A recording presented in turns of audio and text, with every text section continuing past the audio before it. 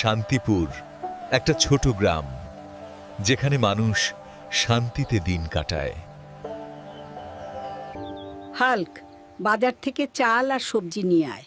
ঠিক আছে মা, এখনই যাচ্ছি।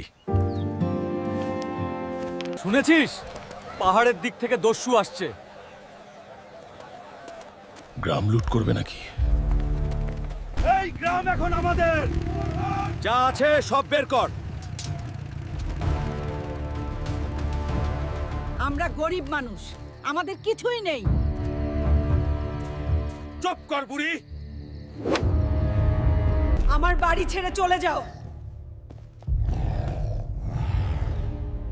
তুই আমাদের থামাবি?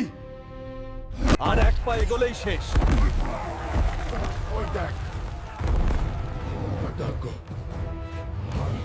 তুই কে রে? আমি এই গ্রামের রক্ষক। হাল্ক, তুই আমাদের বাঁচালি। তুমি আমাদের নায়ক। বাবা, তুই সত্যকারের মানুষ। যে নীরবে মানুষকে রক্ষা করে সেই আসল নায়ক। হাল্ক।